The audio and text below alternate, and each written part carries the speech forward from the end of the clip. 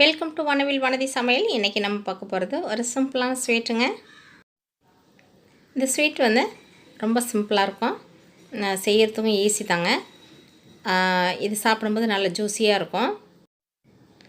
இந்த செய்முறை பார்க்குறதுக்கு முன்னாடி நாவில் சுவை கூட்டும் வனவில் வனதி சமையலுக்கு சப்ஸ்கிரைப் பண்ணுங்கள். ஓகே, வாங்க இந்த ஸ்வீட் எப்படி செய்கிறதுன்னு பார்க்கலாம். இந்த கப்பில் தாங்க எடுத்திருக்கேன்.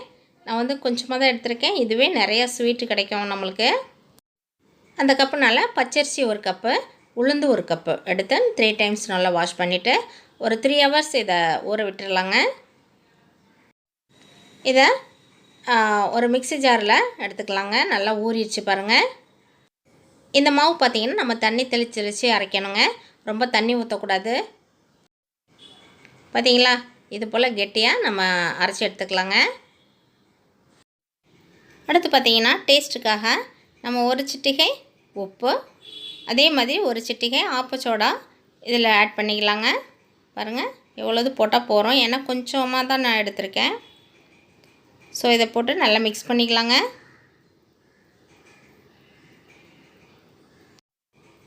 ஒரு கப் சர்க்கரை எடுத்துக்கலாங்க. நீங்கள் எந்த கப்பில் எடுக்கிறீங்களோ அதே கப்பில் ஒரு கப்பு வாட்டரை ஆட் பண்ணிக்கலாம். நல்லா சர்க்கரையெல்லாம் கரைஞ்சி கொதிக்குது பாருங்கள். இப்போ நம்ம ஃபுட் கலர் எல்லோ கலர் நான் ஆட் பண்ணியிருக்கேன். உங்களுக்கு தேவைன்னா போடலாம், இல்லைன்னா நீங்கள் ஸ்கிப் பண்ணிடலாம். இது கூடவே 1/4 டீஸ்பூன் ஏலக்காய் பவுடர் ஆட் பண்ணிக்கலாங்க. இந்த கலர் வேணான்னா கூட நீங்கள் குங்குமப்பூ இருக்கு இல்லையா, அதை ஆட் பண்ணிக்கலாங்க. இந்த கலர் கிடைக்கும். நல்லா சர்க்கரை கரைஞ்சி கொஞ்சம் பிசு தன்மை இருக்கும் இல்லையா, அந்த ஸ்டேஜ் போதும். பாருங்கள், இது மாதிரி இருந்தாலே போகிறோங்க.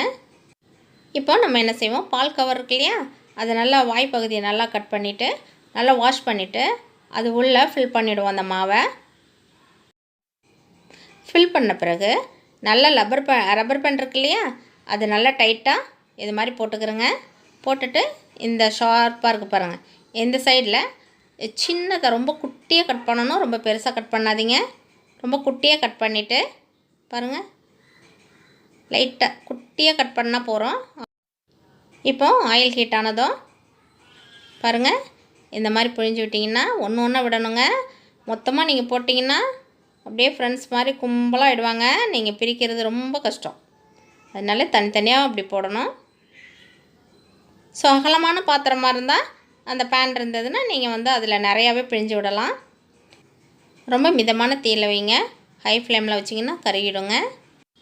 ஓகே, இவங்க ஆயிலில் கொஞ்சம் நேரம் ஃப்ரை ஆகட்டும். அது வரையும் உங்களுக்காக ஒரு குட்டி பாடல், சில வரிகள்.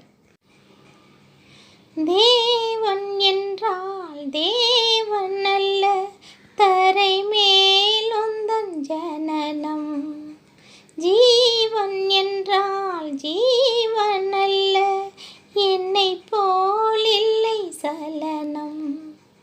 நீயோ வானம் விட்டு மண்ணில் வந்த தாரகை, நானோ யாரும் வந்து தங்கி செல்லும் மாளிகை. ஏன் தான் பிறந்தாயோ, இங்கே வளர்ந்தாயோ, காற்றே நீ ஏன் சேற்றின் வாடை கொள்ள வேண்டும். உன்னை நான் அறிவேன், என்னை என்று யார் அறிவா.